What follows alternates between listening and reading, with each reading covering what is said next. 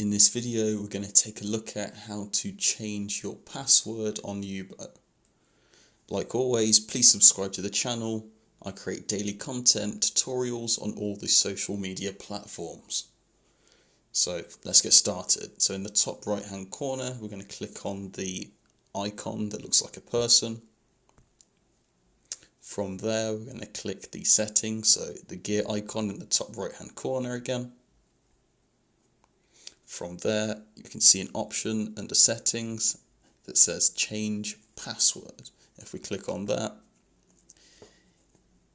it allows us to enter our current password, and then you can enter a new password and then just confirm that password, and then just click on the red tick.